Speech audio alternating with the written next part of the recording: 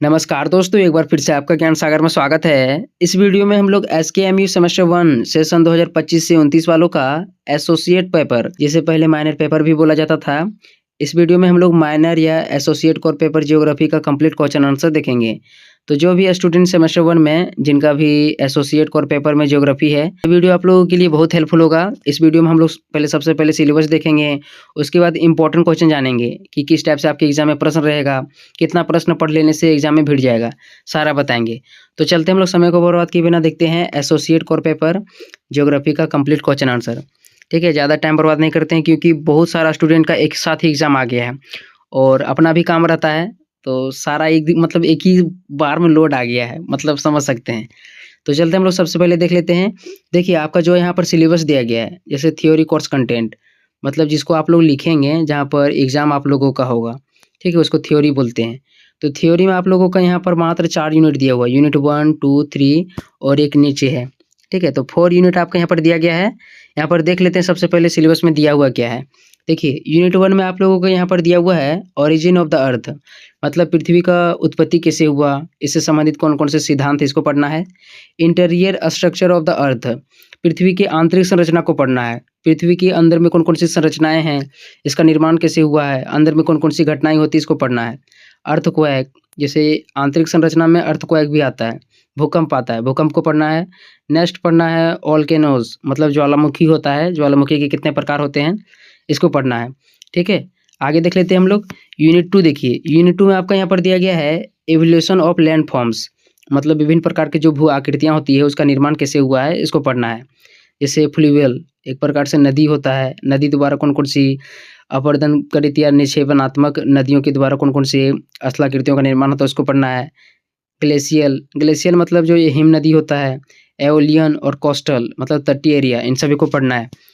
Third unit आपका यहाँ पर दिया गया है structure and composition of atmosphere, मतलब जो वायुमंडल की संरचना होती है और संगठन किस प्रकार से है, कितने परतों में वायुमंडल को बांटा गया है, इनको पढ़ना है।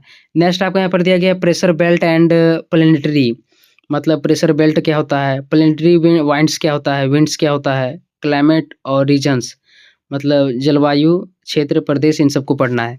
ठीक है, यह आपका थर्ड यूनिट था।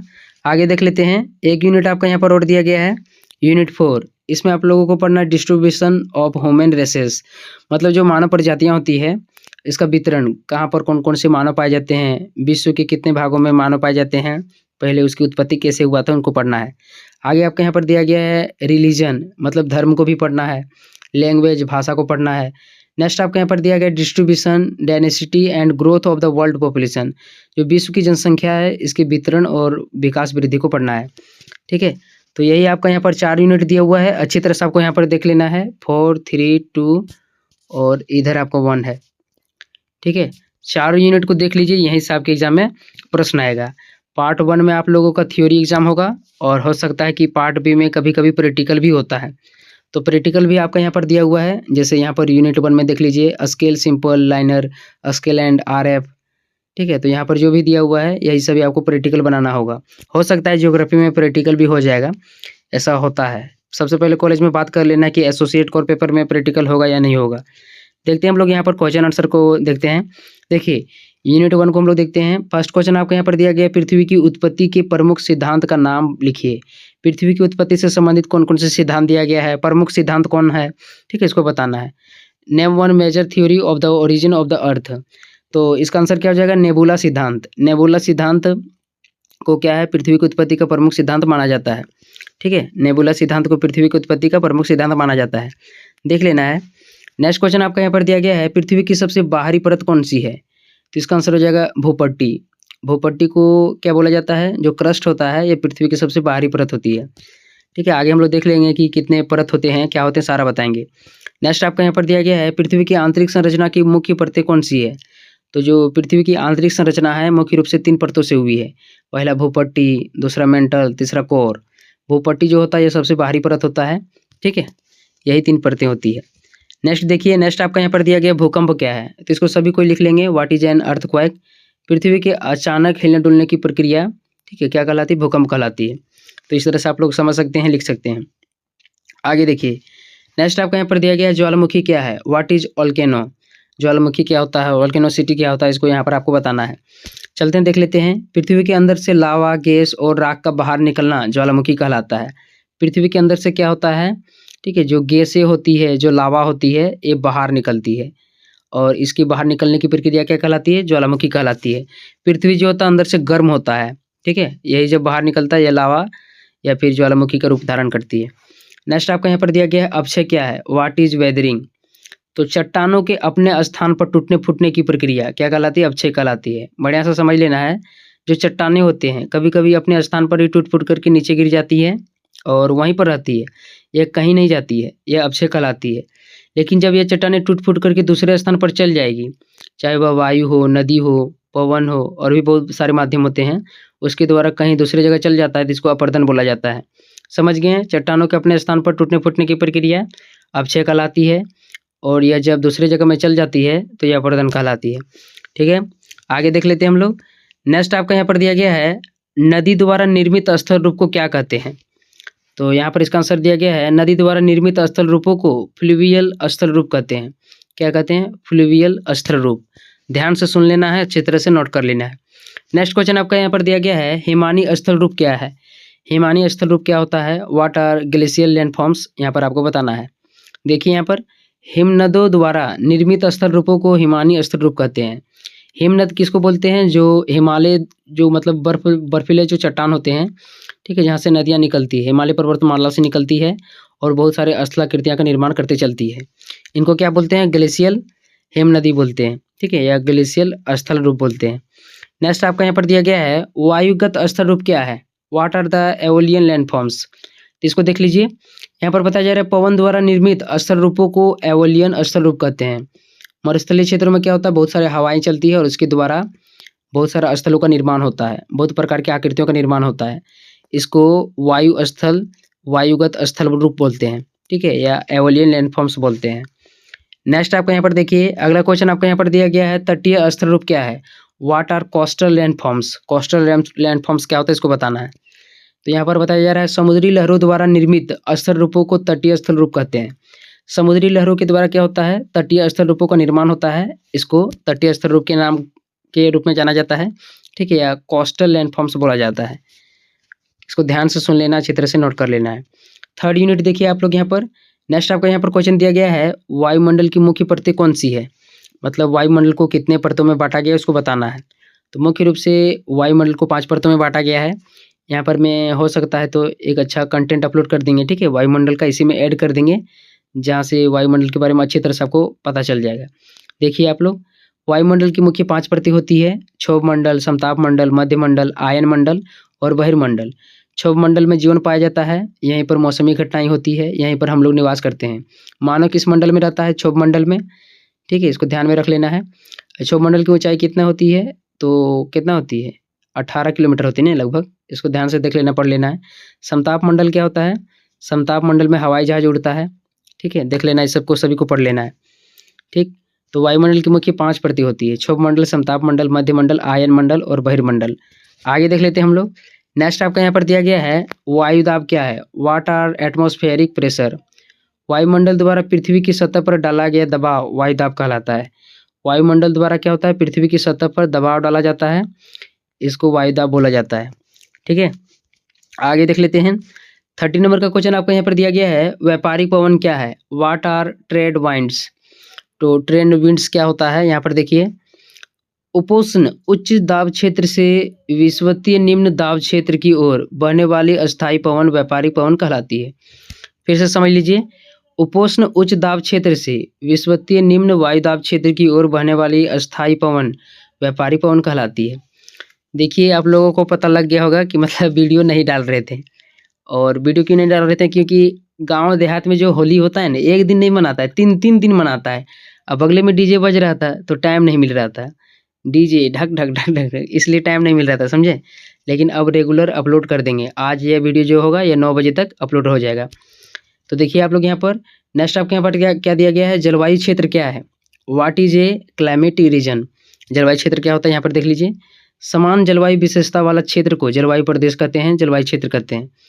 मतलब क्या होता है, जो भी जलवायु प्रदेश होगा वहाँ पर समान विशेषताएं होगी।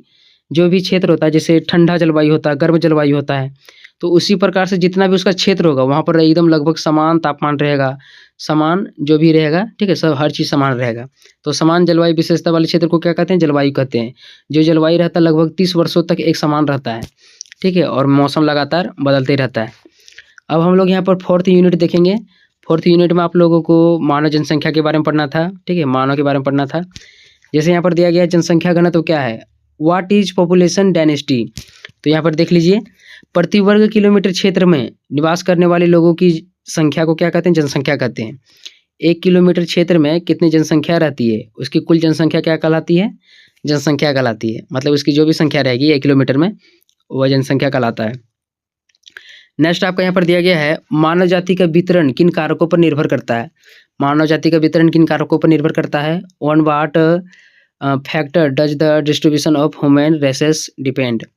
तो चलते हम लोग यहाँ पर देख लेते हैं मानव जाति का वितरण किन कारकों पर निर्भर करता है।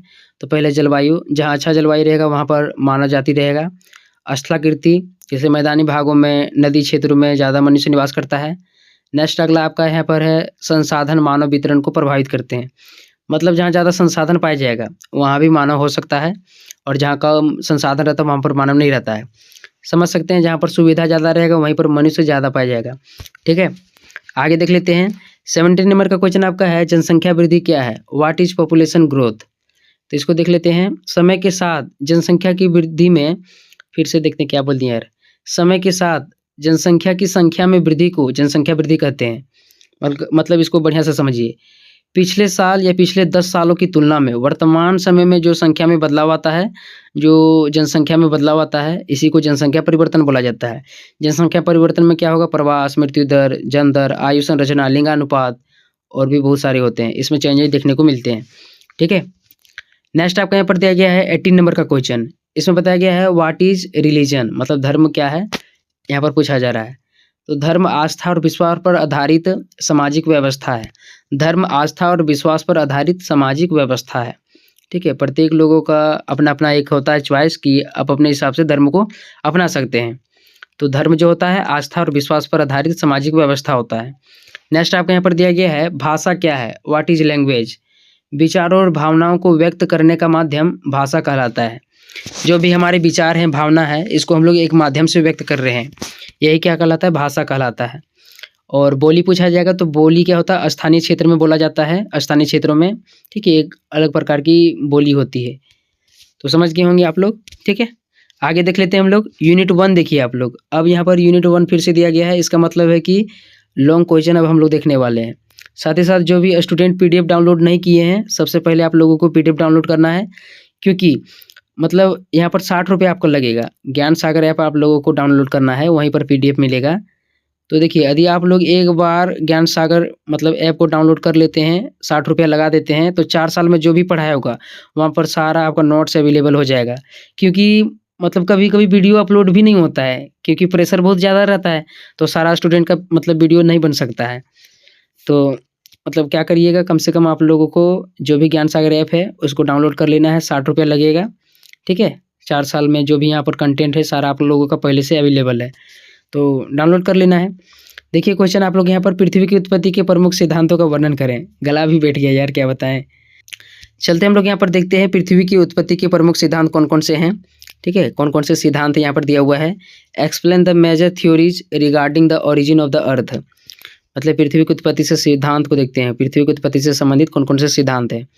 जैसे यहाँ पर बताया जा रहा है, पृथ्वी की उत्पत्ति के संबंध में वैज्ञानिकों ने अनेक सिद्धांत प्रस्तुत किए हैं। इसमें से प्रमुख नेबुला सिद्धांत, ग्रहाणु सिद्धांत और ज्वारीय सिद्धांत है। मतलब पृथ्वी की उत्पत्ति के संबंध में बहुत सारे सिद्धांत हैं। प्रमुख सिद्धांत क्या हो जाएगा? नेबुला का सिद्धांत, दूसरा हो जाएगा आपका ग्रहाणु सिद्धांत और तीसरा हो जाएगा ज्वारीय सिद्धांत, ठीक है। तो चलते हम लोग इन तीनों सिद्धांतों को यहाँ पर देखेंगे। पहला आपको यहाँ पर दिया गया नेबुला का सिद्धांत। इस सिद्धांत को कांट और लाप्लास ने प्रतिपादित किया। इनके अनुसार प्रारंभ में अंतरिक्ष में गैस और धूल का एक विशाल बादल था।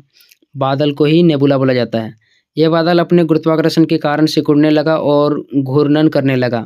इसके परिणाम स्वरूप सूर्य और ग्रहों का निर्माण हुआ, और तभी से क्या है, पृथ्वी भी उसी प्रक्रिया में बनी है। तो यहाँ पर जो भी बताया जा रहा है सभी को अच्छी तरह से पढ़ लेना है, ठीक है, सारा समझ में आ जाएगा। नेक्स्ट आपका यहाँ पर दिया गया है ग्रहाणु सिद्धांत। चेम्बरलिन और मोल्टन ने ग्रहणों सिद्धांत प्रस्तुत किया। इनके अनुसार सूर्य के पास से किसी तारे के गुजरने से सूर्य से पदार्थ अलग हुआ और वह छोटे-छोटे टुकड़ों में बँट गया। इन्हीं टुकड़ों से ग्रहों का निर्माण हुआ। तो जो भी बताया जा रहा है, खास करके ध्यान रखना है कि चेम्बरलिन और मोल्टन ने ग्रहणों सिद्धांत दिया था। ठीक है, आगे देख लेते हैं हम लोग। नेक्स्ट आपको यहाँ पर दिया गया है ज्वारीय सिद्धांत। इस सिद्धांत के अनुसार सूर्य और किसी अन्य तारे के बीच गुरुत्वाकर्षण बल के कारण ज्वारीय प्रभाव उत्पन्न हुआ, जिससे पदार्थ अलग होकर के ग्रह बने। तो इस प्रकार से जो हमारा पृथ्वी है, ठीक है, बना है। नेक्स्ट आपको यहाँ पर दिया गया है निष्कर्ष। निष्कर्ष को भी देख लीजिए, क्या लिखना है आपको निष्कर्ष में। जैसे यहाँ पर बताया जा रहा है, निष्कर्ष को यहाँ रखते हैं, ठीक है।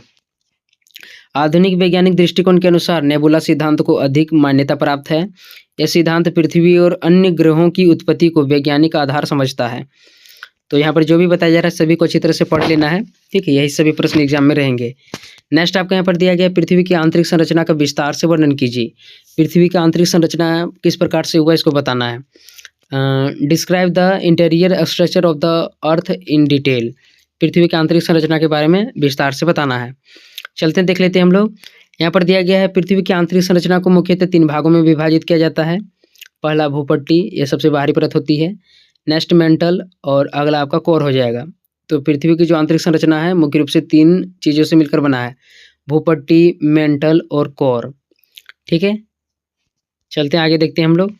पहला आपका यहाँ पर दिया गया भूपट्टी। यह पृथ्वी की सबसे बाहरी परत है। इसकी मोटाई लगभग 5 से 35 किलोमीटर तक होती है। यह 2 प्रकार की होती है, पहला महाद्वीपीय और दूसरा महासागरीय। इसमें सिलिका और एल्युमिनियम की प्रधानता होती है। फिर से देखिए, भूपट्टी जो होता है इसकी मोटाई कितनी होती है, 5 से 35 किलोमीटर तक होती है। इसमें मुख्य रूप से जो होती है ना, 2 तत्व पाए जाते हैं, सिलिका और एल्युमिनियम। इसको ध्यान रख लेना है, दोनों तत्वों को। और जो भूपट्टी होता है यह 2 प्रकार की होती है, महाद्वीपीय और महासागरीय। पॉइंट को केवल नोट करना है, एग्जाम में आप लोग लिख सकते हैं। नेक्स्ट आपका यहाँ पर दिया गया है मेंटल। मेंटल क्या होता है, भूपट्टी के नीचे मेंटल स्थित होता है। इसकी गहराई लगभग 2900 किलोमीटर तक होती है। इसमें सिलिका और मैग्नीशियम अधिक मात्रा में पाया जाता है। तो यहाँ पर ध्यान रखना, 2 तत्व हर मतलब एक परत में पाई जाती है। जैसे जो मेंटल होता है इसमें सिलिका और मैग्नीशियम पाया जाता है। ठीक है, आगे दिया हुआ है मेंटल में अर्ध द्रव अवस्था पाई जाती है, जिससे ज्वालामुखी क्रियाएं संभव हो पाती है। मतलब जो ज्वालामुखी क्रियाएं होती है, जो लावा निकलती है, मेंटल से ही निकलती है। ठीक है, आगे देख लेते हैं हम लोग। आगे आपको यहाँ पर दिया गया कोर, जो तीसरा परत हो जाएगा, ये कोर हो जाएगा। यहाँ दिया हुआ है यह पृथ्वी की सबसे आंतरिक परत है। इसकी गहराई लगभग 2900 से 6371 किलोमीटर तक होती है। कोर मुख्यतः लोहा और निकेल से बना होता है। इसे बाह्य कोर मतलब द्रव अवस्था में जो होता है और आंतरिक कोर जो ठोस अवस्था में होता है में विभाजित किया जाता है। तो इसको पढ़ लेना है। खास करके मैं एक बार फिर से बता देता हूँ। देखिए, भूपट्टी में मुख्य रूप से 2 तत्व पाया जाता है, पहला सिलिका और दूसरा एल्युमिनियम। ध्यान रख लेना है। अगला आपका यहाँ पर मेंटल में 2 तत्व पाए जाते हैं, पहला आपका क्या हो जाएगा, सिलिका और दूसरा मैग्नीशियम। ठीक है, नेक्स्ट आपका यहाँ पर दिया गया है कोर में 2 तत्व होते हैं, क्या होते हैं, तो पहला आपका हो जाएगा निकेल और दूसरा लोहा, निफे भी जिसको बोलते हैं। ठीक है, इन सभी को ध्यान में रखना है। अगला आपका यहाँ पर दिया गया महत्व। पृथ्वी की आंतरिक संरचना भूकंप, ज्वालामुखी तथा प्लेट विवर्तनिक जैसी प्रक्रियाओं को समझने में सहायक होता है। ठीक, आगे हम लोग देखते हैं। नेक्स्ट आपका यहाँ पर दिया गया है भूकंप के कारण, प्रभाव और मापन की विधि का वर्णन कीजिए। भूकंप के कौन से कारण होते हैं, इसका प्रभाव क्या पड़ता है, साथ ही साथ इसको मापते किससे हैं, जो भूकंप आता है इसको किससे मापा जाता है। Explain the causes, effect and measurement of the earthquake. चलते हम लोग देखते हैं अर्थक्वेक क्या होता है। तो सभी कोई लिख लेंगे। पृथ्वी के अचानक हिलने डुलने की प्रक्रिया क्या कहलाती है, भूकंप कहलाती है। इसके आने से मकाने टूटने फूटने लगते हैं, मानव को क्षति होता है, साथ ही जनधन हानि, इन सभी को मतलब यहाँ पर नुकसान सहना पड़ता है।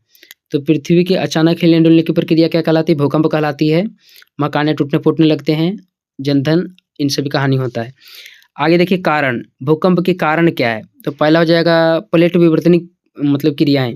पृथ्वी के अंदर जो होती है प्लेटें अचानक जो होती है हलचल करने लगती है। पृथ्वी के अंदर जो भी प्लेटें होती है लगातार गति करती रहती है। इसी के परिणाम स्वरूप क्या होता है, भूकंप कभी कभी आ जाता है। नेक्स्ट आपके यहाँ पर दिया गया है ज्वालामुखी गतिविधि। पृथ्वी के अंदर भी क्या होता है या बाहर जो होता है मतलब हलचलें होती है, ज्वालामुखी जब विस्फोट होता है तो इससे भी पृथ्वी कभी कभी हिलने डुलने लगती है और भूकंप आ जाता है। नेक्स्ट है भ्रंश रेखाएं। भ्रंश रेखाओं के कारण भी जो चट्टानें होती है, जो दरार बीच में पड़ जाती है, इसी को भ्रंश बोला जाता है। तो चट्टानों के बीच में जब भ्रंश पड़ती है, दरारें पड़ती है, तो इससे भी हिलने डुलने की प्रक्रिया होती है और भूकंप आती है। नेक्स्ट आपका यहाँ पर दिया गया मानव गतिविधियाँ, जैसे कभी कभी खनन के दौरान भी क्या होता है, भूकंप आ जाता है, या फिर कभी कभी बम विस्फोट होता है, बम विस्फोट के दौरान भी भूकंप की घटना को देखा जा सकता है। आगे देख लेते हैं हम लोग प्रभाव। तो जब भी भूकंप आएगा, सबसे पहले भवनों का विनाश होगा, जो भी मकानें होगी टूट फूट जाएगी, जनहानि होगा, जो भी मनुष्य होते हैं, ठीक है, इसमें मर जाते हैं। सुनामी का खतरा बना रहता है, यदि समुद्री क्षेत्रों में भूकंप आता है तो वहाँ पर लहरें उत्पन्न होने लगती है और आसपास के क्षेत्रों में सुनामी आ जाता है। आर्थिक क्षति, चाहे कोई भी प्राकृतिक आपदा हो, यदि उसके चपेट में मानव आ जाता है तो आर्थिक क्षति नुकसान होता है, जैसे पुल हो गया और भी बहुत सारे भवन हो गए, मकान हो गए, ये सभी उसमें तहस नहस हो जाते हैं। तो इस प्रकार से आप लोग लिख सकते हैं प्रभाव में। बाकी आप लोग एक जोड़ सकते हैं, विस्थापन जोड़ सकते हैं। यदि जहाँ पर मतलब भूकंप आता है, चाहे कोई भी प्राकृतिक आपदा आता है, वहाँ से मनुष्यों को एक जगह से दूसरी जगह क्या होना पड़ता है, विस्थापन होना पड़ता है। साथ ही साथ उसके कारण गरीबी हो जाएगा, भूखमरी हो जाएगा, बेरोजगारी हो जाएगा, ये सभी समस्याएं देखने को मिलता है, मतलब इसका प्रभाव पड़ता है। ठीक है, इन सभी को लिख लेना है। नेक्स्ट आपका यहाँ पर दिया गया मापन, मतलब भूकंप को कैसे मापा जाता है, इसकी मापन विधि क्या है, यहाँ पर हम लोग समझते हैं। तो यहाँ पर लिखा हुआ है, भूकंप की तीव्रता रिक्टर स्केल के द्वारा मापा जाता है। इसका रिकॉर्ड सिस्मोग्राफ द्वारा किया जाता है। इसको ध्यान से सुनना है, यहाँ पर मैं 2 से 3 बातें को बता रहा हूँ। सबसे पहले देखो, जो भूकंप का अध्ययन होता है, जिसमें भूकंप का अध्ययन किया जाता है कि किस क्षेत्र में कहाँ भूकंप आने वाला है, कौन से क्षेत्र भूकंपग्रस्त होता है, इन सभी का अध्ययन क्या कहलाता है, सिस्मोलॉजी कहलाता है। क्या कहलाता है, सिस्मोलॉजी। इसको ध्यान से सुन लेना है, ठीक है। क्या कहलाता है, सिस्मोलॉजी कहलाता है, सिस्मोलॉजी। जहाँ पर भूकंप को नोट किया जाता है कि कितने स्पीड से भूकंप आता है, कहाँ पर भूकंप आया, कितना नुकसान हुआ, इन सभी का जो रिकॉर्ड कहलाता है, जिसको नोट करके रखा जाता है किसी डायरी में, ठीक है, इसको क्या कहा जाता है, सिस्मोग्राफ बोला जाता है। क्या बोला जाता है, सिस्मोग्राफ। और जो भूकंप की तीव्रता को मापता है उसको रिक्टर स्केल बोला जाता है। तो ध्यान से सुन लेना है, भूकंप का अध्ययन सिस्मोलॉजी कहलाता है। भूकंप को जिसमें नोट करके रखा जाता है, ठीक है, उसको मतलब रिकॉर्ड करके रखा जाता है कि कहाँ पर भूकंप आता है, एक तरह से डायरी रहता है, उसको बोला जाता है सिस्मोग्राफ।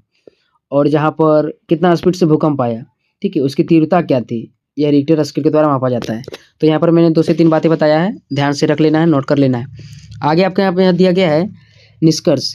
भूकंप प्राकृतिक आपदा है, एक विनाशकारी प्राकृतिक आपदा है, जिसके प्रभाव को कम करने के लिए भूकंपरोधी निर्माण आवश्यक है। मतलब भूकंप क्या है, एक विनाशकारी आपदा है, जहाँ पर भी भूकंप आता है विनाशी विनाश होता है। तो इसको प्रभाव को रोकने के लिए यदि मतलब कुछ हद तक रोका जा सकता है तो वह भूकंपरोधी निर्माण है। मतलब यदि भूकंपरोधी भवनों का निर्माण करते हैं, चाहे जो भी हो, पुल हो, ठीक है, इन सभी का यदि हम लोग निर्माण करते हैं तो वहाँ पर नुकसान कम होगा। नेक्स्ट आपका यहाँ पर दिया गया है, ज्वालामुखी के प्रकार एवं उसके प्रभाव का वर्णन कीजिए। चलते हम लोग देखते हैं ज्वालामुखी कौन से प्रकार हैं, इसके प्रभाव क्या पड़ते हैं।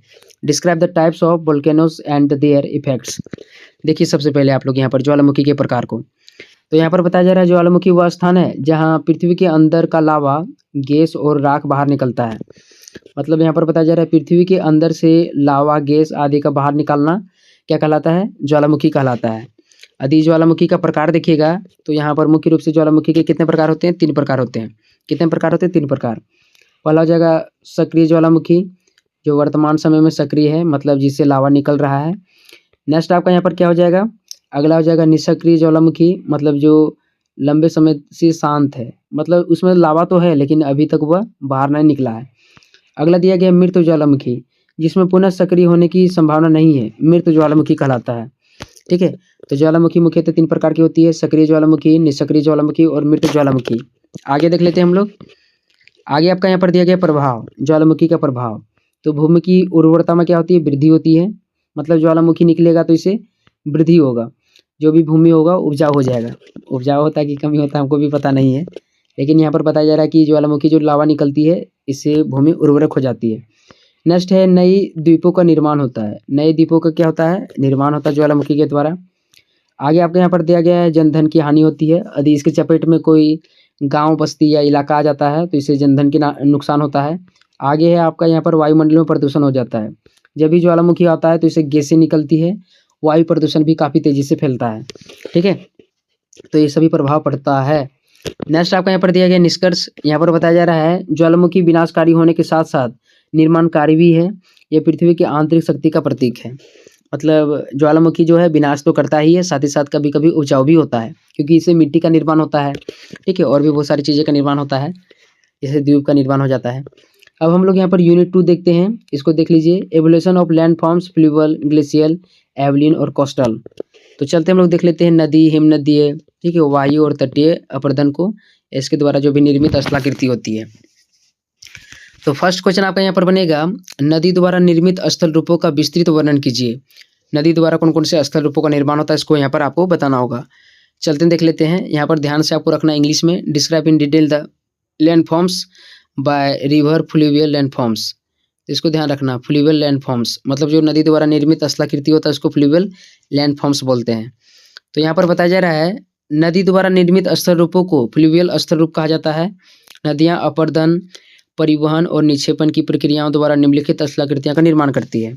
चलते हैं देख लेते हैं हम लोग, अपरदनात्मक स्थल रूप, ऊपरी धारा में नदी की वेग अधिक होती है जिससे अपरदन होता है।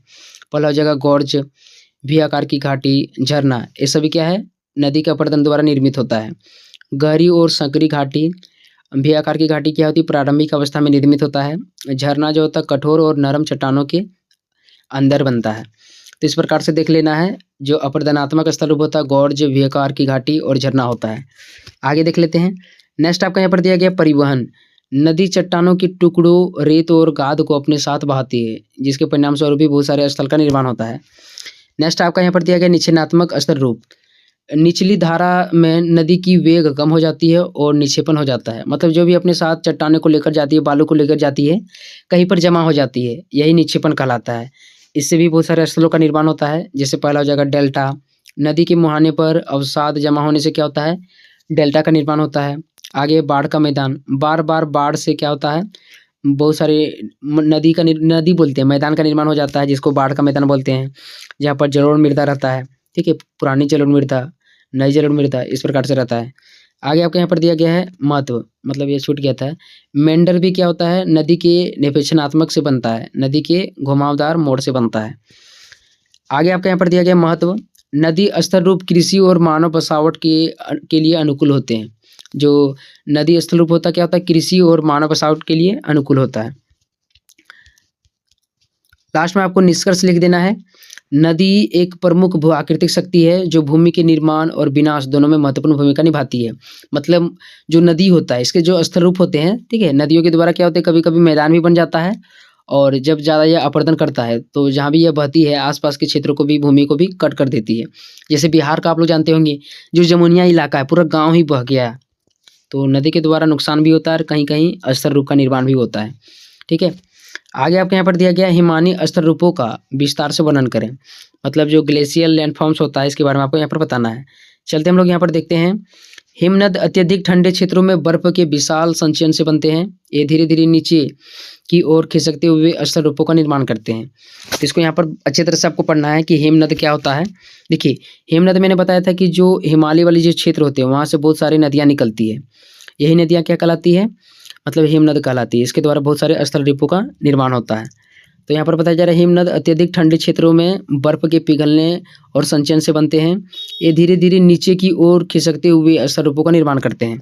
चलते देखते हैं, पहला आपका यहाँ पर दिया गया अपरदनात्मक स्थल रूप, तो मतलब अपरदन के द्वारा कौन कौन से स्थल रूप का निर्माण होता है यहाँ पर बताया जा रहा है। पहला हो जाएगा यू आकार की घाटी, हिमनद के अपरदन से बनती है। जो सर्क होता है, कटोरे के आकार की घाटी होती है, मतलब यदि अपरदन के द्वारा देखिएगा तो कौन कौन से बनते हैं, पहला यू आकार की घाटी, दूसरा सर्क। एक आपका यहाँ पर और दिया गया है अरट, अरट भी क्या होता है, ठीक है, जो अपरदन हिम नदी होता है इसके अपरदन से बनता है, दो सर के बीच की धारदार पहाड़ी होती है।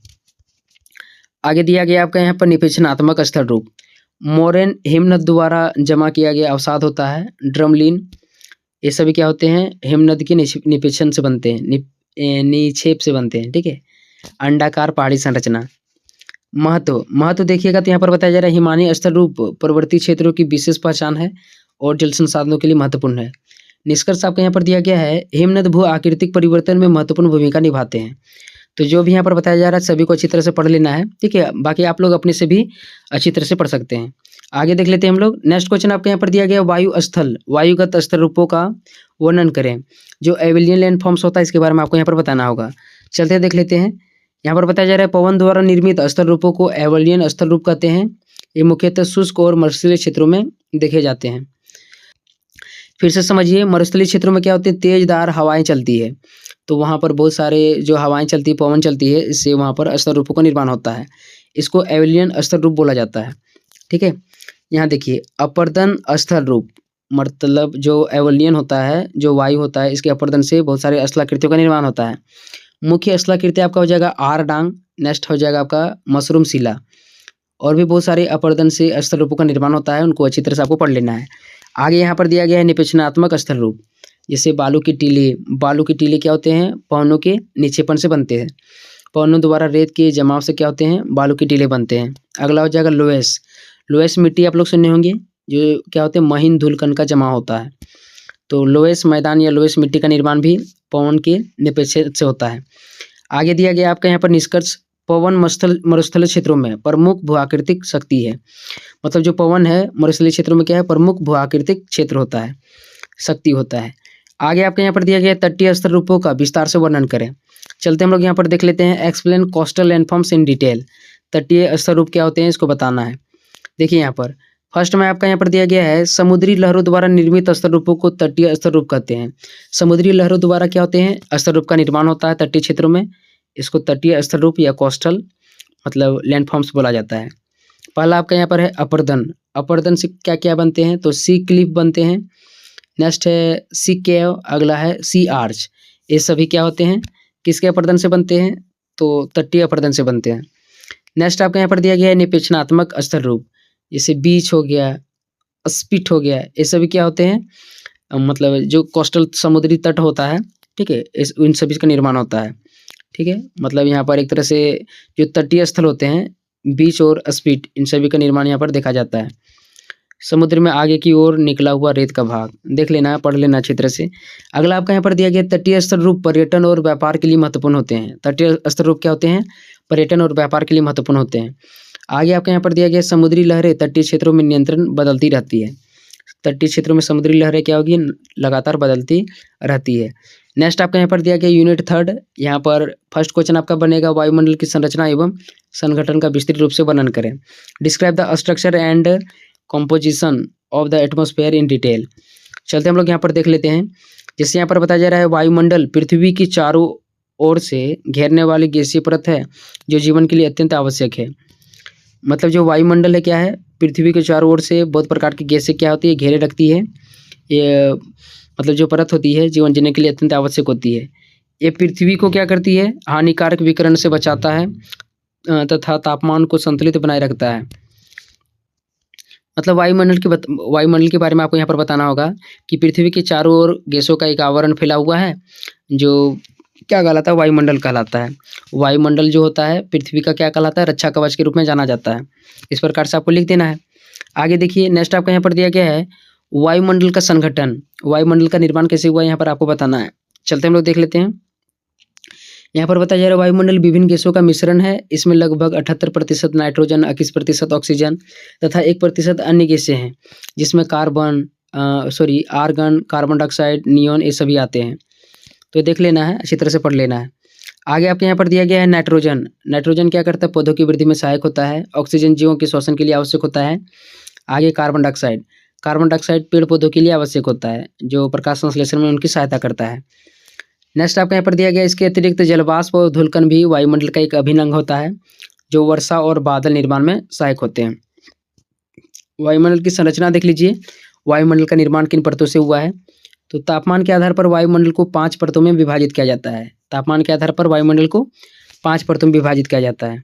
देख लीजिए, 5 परतें यहाँ पर दिया गया है, क्षोभ मंडल, समताप मंडल, मध्य मंडल, आयन मंडल और बहिर्मंडल। तो यहाँ पर लिखा हुआ है पृथ्वी के सबसे निकट की परत होती है, यहीं पर मनुष्य निवास करता है और यहीं मौसमी घटनाएं होती है, जैसे आंधी, तूफान, बादल का गरजना, ये सभी। आगे समताप मंडल, इसे ओजोन परत भी बोला जाता है। यहीं पर ओजोन परत मतलब पाया जाता है। ओजोन परत मतलब क्या है, जो सूर्य से आने वाली हानिकारक पराबैंगनी होती है उसको रोकती है। साथ ही साथ जो समताप मंडल होता है, यहीं पर हवाई जहाज उड़ता है। आगे आपका यहाँ पर दिया गया, यहाँ उल्का पिंड पाए जाते हैं। मध्य मंडल में क्या होते हैं, उल्का पिंड जो गिरता है, जिसको आप लोग कभी कभी सोचते होंगे तारा गिर रहा है, मेरी इच्छा पूर्ति करिए, ऐसे सुनते हैं कि नहीं। तो उल्कापिंड होता है, उल्कापिंड कहाँ पर गिरता है? मध्यमंडल में गिरता है। आगे है आयन मंडल। आयन मंडल क्या है? रेडियो तरंगों के परावर्तन में सहायक होते हैं। मतलब रेडियोधर्मी तरंगे कहाँ पाई जाती है? आयन मंडल में पाई जाती है। नेक्स्ट है बहिर्मंडल। बहिर्मंडल क्या होती है? सबसे बाहरी परत होती है। इसको यदि याद करना है तो सबसे पहले आप लोग क्षोभ मंडल लिखिएगा, इसके बाद संताप मंडल, मध्य मंडल, आयन मंडल, बाह्यमंडल, इस तरह से आपको लिखना है। ठीक है, और भी जानकारी आपको रख लेना है, सहायक होगा आगे। नेक्स्ट आपका यहाँ पर दिया गया महत्व। वायुमंडल पृथ्वी को रहने योग्य बनाता है। यह तापमान निरंतर, वर्षा चक्र और जलवायु निर्माण में महत्वपूर्ण भूमिका निभाता है। ठीक है, आगे देखिए नेक्स्ट क्वेश्चन आपका यहाँ पर बनेगा, वायुदाबीय पेटियों और ग्रहों की पवनों का वर्णन करें। फिर से देखते हैं, वायुदाबीय पेटियां और ग्रहों की पवनों का वर्णन करें। क्वेश्चन किस तरह से यार समझ नहीं आ रहा है, लेकिन चलते हम लोग यहाँ पर देख लेते हैं जो भी बताया जा रहा है। तो यहाँ पर बताया जा रहा है, पृथ्वी पर तापमान के अंदर के कारण विभिन्न दाब क्षेत्र बनते हैं, इन्हें वायुदाब पेटियां बोला जाता है। पृथ्वी पर क्या होता है? तापमान के अंदर से, अंदर बोल देते हैं यार, पृथ्वी पर तापमान के अंतर के कारण विभिन्न दाब क्षेत्र बनते हैं, इन्हें वायुदाब पेटियां कहा जाता है। तो चलते हैं देखते हैं कौन कौन सी पेटियां होती है। पहला आपका यहाँ पर हो जाएगा विषुवतीय निम्न वायुदाब क्षेत्र, उपोष्ण उच्च दाब वायु क्षेत्र। अगला है उप ध्रुवीय निम्न दाब क्षेत्र। नेक्स्ट है ध्रुवीय उच्च दाब क्षेत्र। तो ये सभी क्या होते हैं? वायु पेटियां होते हैं। आगे दिया है ग्रहों की पवनें। तो यहाँ पर है वायुदाब के अंतर के कारण स्थानीय पवनें चलती है, जिन्हें ग्रहों की पवनें बोलते हैं। मतलब वायुदाब में क्या होता है, कभी कभी अंतर हो जाता है, इसके कारण से स्थानीय क्षेत्रों में हवाएं चलने लगती है, यही ग्रहों की पवनें कहलाती है। देख लेते हैं कौन कौन सी पवनें होती है। पहला आपका हो जाएगा व्यापारिक पवनें। उपोष्ण उच्च दाब क्षेत्र से विषुवतीय निम्न दाब की ओर जाता है। अगला है पश्चिमी पवनें, उपोष्ण से ध्रुवीय क्षेत्रों की ओर जाती है। अगला है ध्रुवीय पवनें, ध्रुवीय उच्च दाब से उप ध्रुवीय निम्न दाब की ओर जाता है। महत्व देखिएगा तो यहाँ पर बताया जा रहा है, ये पवनें जलवायु और वर्षा के वितरण को प्रभावित करती है। ठीक है, आगे देख लेते हैं। नेक्स्ट क्वेश्चन आपका यहाँ पर बनेगा, विश्व के प्रमुख जलवायु क्षेत्रों का वर्णन करें। कौन कौन से जलवायु क्षेत्र हैं? Describe the major climatic regions of the world. इसको देख लेते हैं, क्वेश्चन नोट कर लेना, अपने से आपको पढ़ना होगा। आप नेक्स्ट आपके यहाँ पर दिया गया, जलवायु क्षेत्र की दीर्घकालीन मौसम स्थिति को दर्शाती है। जो जलवायु होती है किसी क्षेत्र की दीर्घकालिक मौसम स्थिति को दर्शाती है। यह लगभग 30 वर्षों तक एक समान रहती है। इसमें तापमान, वर्षा, आर्द्रता ये सभी सम्मिलित होते हैं। इसी के आधार पर क्या है, विश्व को प्रमुख जलवायु क्षेत्रों में बांटा गया है। चलते हैं देख लेते हैं हम लोग कौन कौन से जलवायु क्षेत्रों में विश्व को बांटा गया है। पहला आपका हो जाएगा विषुवतीय जलवायु क्षेत्र, यहाँ अधिक वर्षा और उच्च तापमान रहता है। नेक्स्ट है उष्ण मरुस्थलीय जलवायु, यहाँ पर कम वर्षा और अत्यधिक तापमान रहता है। आगे आपका यहाँ पर है भूमध्य जलवायु, यहाँ पर शीत ऋतु में वर्षा और ग्रीष्म ऋतु में शुष्क होता है। शुष्क मतलब पानी नहीं पड़ता है। नेक्स्ट आपका यहाँ पर दिया गया है समशीतोष्ण जलवायु, मध्यम तापमान और वर्षा रहता है। नेक्स्ट आपका है ध्रुवीय जलवायु, अत्यधिक ठंड और आच्छादित क्षेत्र होता है। तो ये सभी जलवायु के प्रकार हैं। ठीक है, या इतने क्षेत्रों में जलवायु को बांटा गया है, विश्व के जलवायु को बांटा गया है।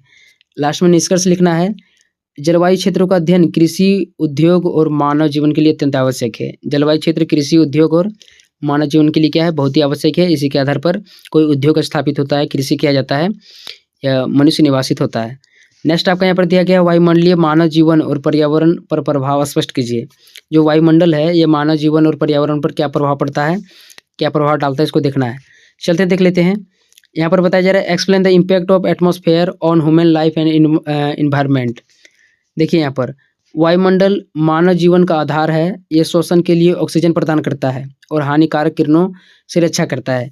वायुमंडल क्या है, मानव जीवन का आधार है। वायुमंडल नहीं रहेगा तो जो सूर्य से हानिकारक पराबैंगनी किरणें आती है सीधे पृथ्वी पर पड़ेगा और यहाँ पर तापमान बढ़ने लगेगा, इससे बहुत सारा नुकसान होगा।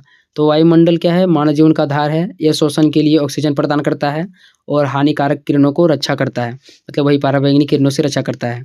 प्रभाव देखिएगा तो जलवायु निर्माण पर प्रभाव पड़ेगा, कृषि और उद्योग पर प्रभाव पड़ेगा, वर्षा चक्र मतलब अनियंत्रित हो जाएगा, जल संसाधनों की उपलब्धता पर प्रभाव पड़ेगा, तापमान असंतुलन हो जाएगा, मतलब तापमान कहीं बढ़ जाएगा तो कहीं घट जाएगा। कैसे घट जाएगा, यदि वायुमंडल नहीं रहेगा तब।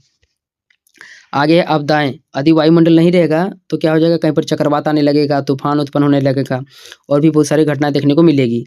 लास्ट में आपको निष्कर्ष देना है, वायुमंडल के बिना जीवन असंभव, मतलब संभव नहीं है, इसका संरक्षण आवश्यक है। वायुमंडल का संरक्षण कैसे आवश्यक है, जब हम लोग पेड़ पौधा को लगाएंगे, जो भी वायुमंडलीय दाबी क्षेत्र को बढ़ाता है, जिससे मतलब जो भी गैसें होती है, कार्बन डाइऑक्साइड हो गया, क्लोरोफ्लोरोकार्बन हो गया, इसके नियंत्रण को हम लोगों को कम करना पड़ेगा।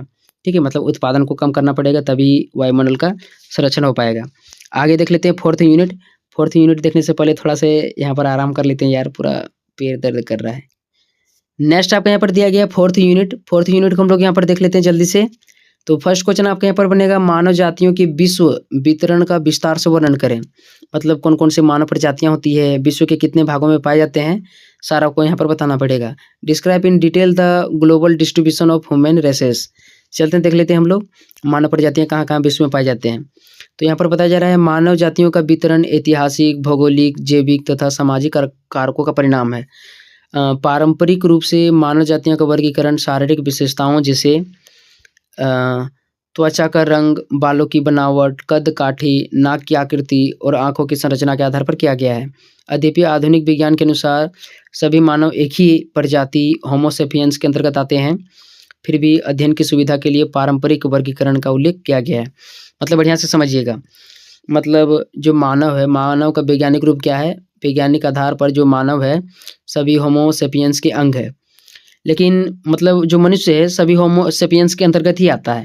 लेकिन यदि इसको देखिएगा, ठीक है, पारंपरिक दृष्टिकोण से तो बहुत प्रकार के मानव होते हैं, जैसे त्वचा का रंग हो गया, बालों की बनावट हो गया, कद काठी हो गया, नाक की आकृति हो गया, आँख की संरचना हो गया, चेहरा हो गया। इन सभी के आधार पर भी मानव पाए जाते हैं। उसी के आधार पर विश्व के मानव को वर्गीकृत किया गया है। चलते देख लेते हैं हम लोग।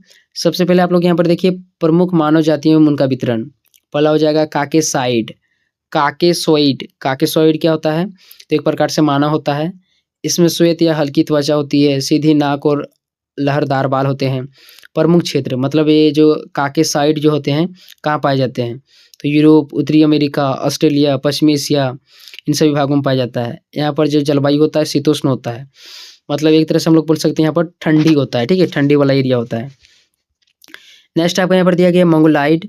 मंगोलाइड भी क्या होता है, मानव का एक प्रकार होता है, जिसमें यहाँ पर बताया जा रहा है कि पीत वर्ण त्वचा होता है। ठीक है, आगे है चपटी नाक होता है, तिरछी आंखें होती है। प्रमुख क्षेत्र देखिएगा कि मंगोलाइड कहाँ पाया जाता है, तो चीन, जापान, कोरिया, मंगोलिया, दक्षिण पूर्वी एशिया, इस सभी भागों में क्या पाए जाते हैं, मंगोलाइड पाए जाते हैं। और जो इसका जलवायु है कैसा है, तो ठंडे और समशीतोष्ण जलवायु है, मतलब थोड़ा ठंडा रहता है और समशीतोष्ण रहता है, मतलब ठंडा और गर्मी दोनों रहता है। नेक्स्ट आपको यहाँ पर दिया गया है निग्राइड।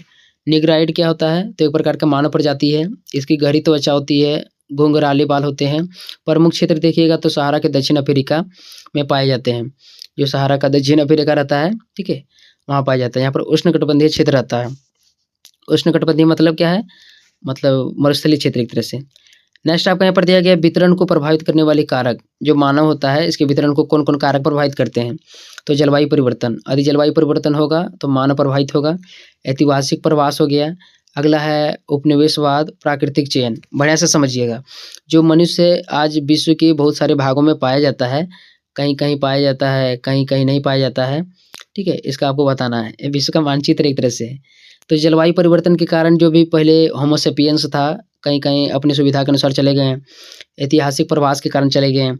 ठीक है, अगला उपनिवेशवाद। उपनिवेश के कारण भी मनुष्य क्या होने लगे, एक द्वीप से दूसरे द्वीप भागने लगे। ठीक, अगला है प्राकृतिक चयन। प्राकृतिक आधार पर भी मनुष्य एक स्थान से दूसरे स्थान पर मतलब जाकर के बस गए। आगे आपके यहाँ पर दिया गया आधुनिक दृष्टिकोण। आधुनिक मानव भूगोल में जाति विभाजन को जैविक की बजाय सांस्कृतिक और सामाजिक दृष्टिकोण से देखा जाता है। चलते देख लेते हैं। वैश्वीकरण और प्रवास के कारण जाति मिश्रण बढ़ा है, तो पढ़ना है मिला करके तभी आपको पता चलेगा। लास्ट में आपका यहाँ पर लिखा हुआ निष्कर्ष, मानव जातियों का वितरण पृथ्वी के भौगोलिक और ऐतिहासिक विकास का परिणाम है। मतलब जो मानव जातियों का वितरण है पृथ्वी के भौगोलिक और ऐतिहासिक विकास का क्या है, परिणाम है। नेक्स्ट आपका यहाँ पर दिया गया है विश्व में धर्म और भाषा के वितरण का विस्तृत वर्णन करें।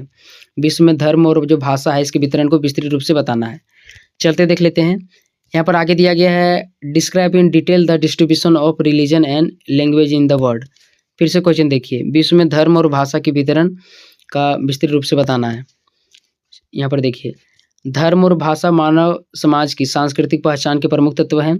इनका वितरण ऐतिहासिक विस्तार, उपनिवेशवाद, प्रवास और सांस्कृतिक संपर्क पर आधारित है। मतलब विश्व के विभिन्न भागों में अलग अलग भाषा धर्म पाया जाता है, उसी को बताना है।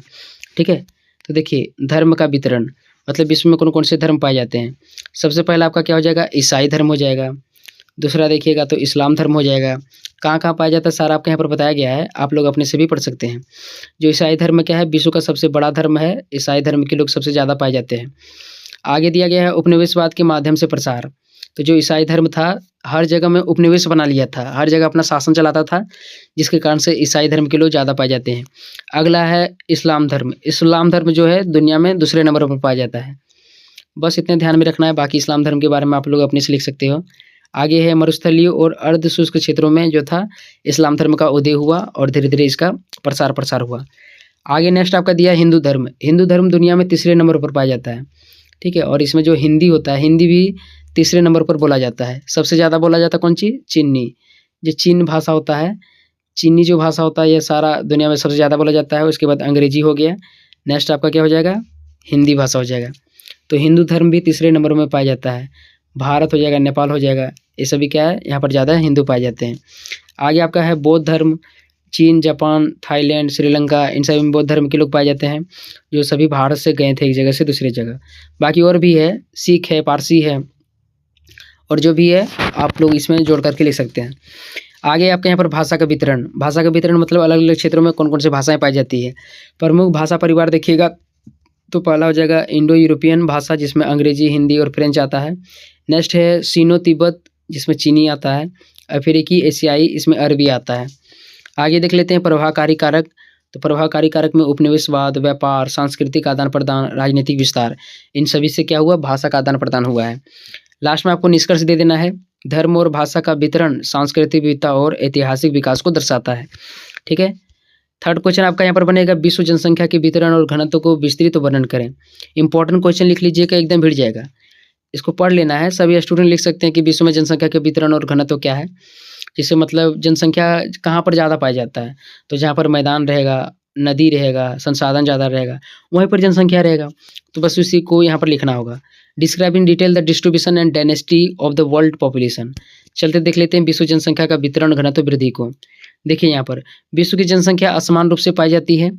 कुछ क्षेत्र अत्यधिक सघन होते हैं, जबकि कुछ क्षेत्र अत्यधिक विरल होते हैं। मतलब कुछ क्षेत्रों में ज़्यादा जनसंख्या पाई जाती है, जबकि कुछ क्षेत्रों में कम जनसंख्या पाई जाती है। क्यों पाई जाती है, इसके निम्नलिखित कारण होते हैं। पहला जगह सघन जनसंख्या वाले क्षेत्र, जिसमें पूर्वी एशिया, दक्षिण एशिया, यूरोप, ये सभी आते हैं। पूर्वी एशिया में चीन भारत हो गया, चीन भारत बोलते हैं, जापान हो गया। दक्षिण एशिया में भारत बांग्लादेश हो गया, और यूरोप, ये सभी में क्या है, ज़्यादा जनसंख्या पाई जाती है। विरल जनसंख्या वाला क्षेत्र देखिएगा तो इसमें सहारा मरुस्थल, अमेजन बेसिन और अंटार्कटिका आते हैं। अंटार्कटिका में कोई तो पाया ही नहीं जाता है। आगे आपके यहाँ पर दिया गया जनसंख्या घनत्व। जनसंख्या घनत्व बराबर कुल जनसंख्या बटे कुल क्षेत्रफल। जनसंख्या घनत्व बराबर क्या होता है, कुल जनसंख्या बटा में क्या आ जाएगा, कुल क्षेत्रफल हो जाएगा। नेक्स्ट है वितरण को प्रभावित करने वाले कारक। तो उपजाऊ भूमि, जहाँ पर उपजाऊ भूमि होगा वहाँ पर जनसंख्या ज़्यादा पाया जाएगा, जहाँ पर उपजाऊ भूमि नहीं रहेगा जनसंख्या कम पाया जाएगा। जल की उपलब्धता, जहाँ पर जल रहेगा वहाँ पर मनुष्य पाया जाता है, जहाँ पर जल नहीं रहेगा जनसंख्या कम पाया जाएगा।